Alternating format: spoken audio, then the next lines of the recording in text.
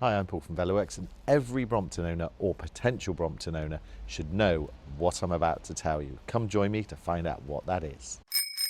So Bromptons are great bikes, but they do need looking after. So if you're a current Brompton owner or you're in the market for a second-hand Brompton, I need to tell you this information, which I have covered in videos before. But every year, it always comes up that someone comes into the workshop either because they haven't looked after their Brompton, or unfortunately they've brought a second-hand Brompton which on the surface looks good, but when you dig deep, ooh, it's not very good, and then you're presenting them with a bill pretty much the same cost as what they bought the bike for. So if that happens, then they should have just bought a new bike in the first place. So I really hate when those situations occur. So I want to communicate why I love these bikes, again, always love these bikes, but they do need looking after. So let's look at why. So Bromptons, predominantly, most of the components, not all of them obviously, but most of the components are made out of steel, especially the frame. You've got steel parts in the rear hub and steel parts kind of throughout the bike. A lot of people use their bike all year round in the muck, hose it down, which I definitely don't recommend. Watch our washing your Brompton video. Rust can build up in certain places. It can build up in the frame, under the powder coat. This is my beloved P6R, which is about 11 years old, and it's in really good condition. I have replaced some parts with titanium parts. Titanium doesn't rust, so that solves that problem. But I've always looked after it and been quite fastidious about making sure water doesn't sit on it. I think when I've seen the worst Bromptons, or my view on the worst Bromptons that have come into the workshop, is people have been using them all year round. Obviously brilliant, fair play for using them all year round, and then maybe they get in on a Friday and they just put them in the garage or in a damp environment, all the water's sat in, maybe they hose them down and water gets into the rear hub.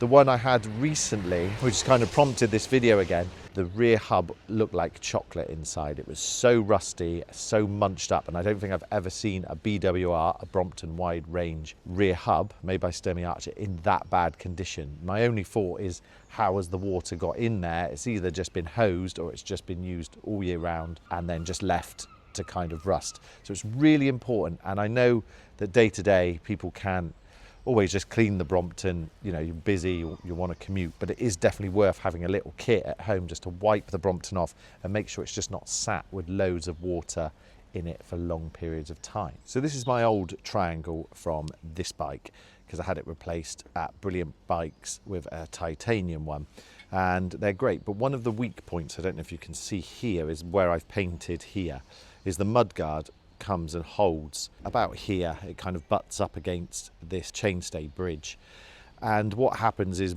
muck goes in the mudguard and it just sits on there, and it can, if you don't keep an eye on it, it can really rust and in some cases rot through that in really extreme conditions, or kind of really older Bromptons I've seen. So one thing that I did was cut the mudguard so I could always just put a finger in there and just kind of get any muck off after a ride. So when I've cut the mudguard, I can rub my thumb or finger and just rub off any muck day to day, just so there isn't a load of muck gathered on there overnight or long term. So hinges always need oiling on Bromptons. It's a real point. The hinges are actually really pressed into the frame, so if loads of corrosion can get into the hinges, then that can be a real weak point for corrosion. Lots of squeaking. They do wear out eventually, so they do need replacing, but week by week, month by month, definitely during a service, they should always be oiled. So these are the hinges, and I use just a finish line wet lubricant and then sometimes a little bit of dry lubricant like a GT85. Make sure I've got a rag, always wipe it off, and that keeps them sweet. So I've covered a few points, but generally every bike needs looking after. Bromptons, I would say a little bit more. Sometimes when I get really older Bromptons, like 20 plus years, like the really old ones that use a Sachs hub at the back, they can be a little bit difficult whether they're economically viable to save for customers, because if the rear wheel goes, or if there's ever any problem with the rear wheel on a Brompton, they are no less than about 250 to 280 pounds.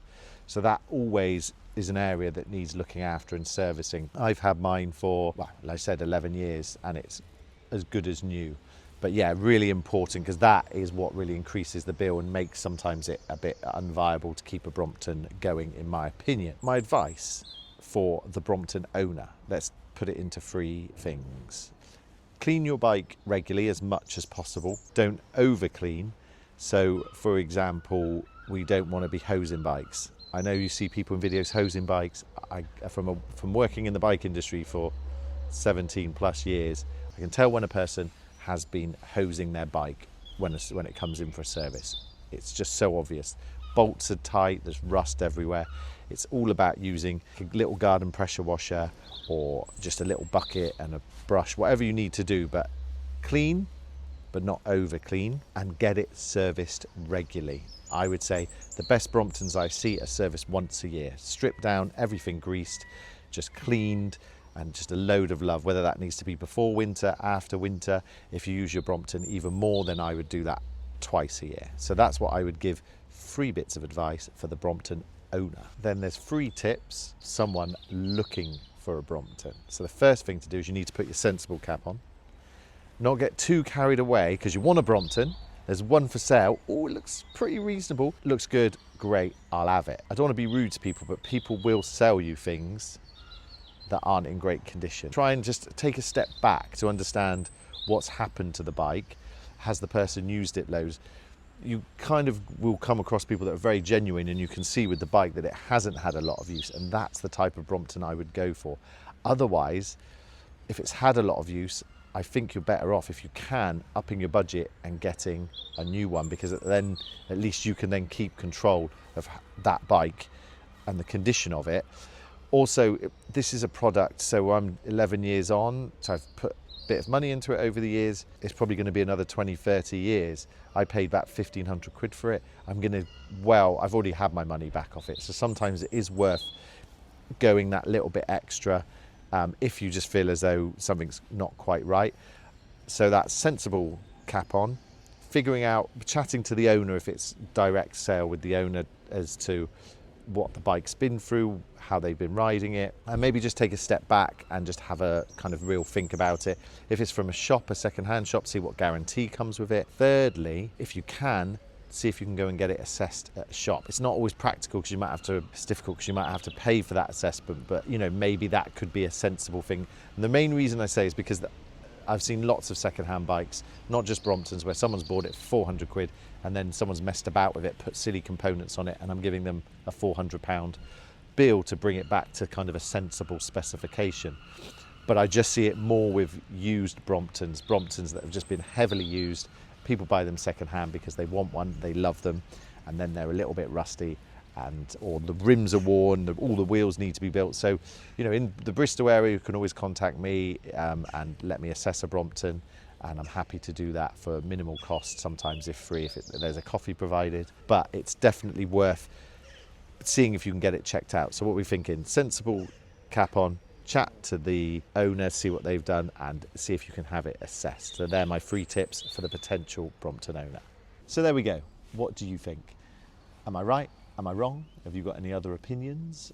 I love Bromptons and I love looking after them, and I can tell that the ones that come in through the workshop that are looked after regularly are sweet. They're less work to work on, it's good for me, but fundamentally they're less cost for the customer.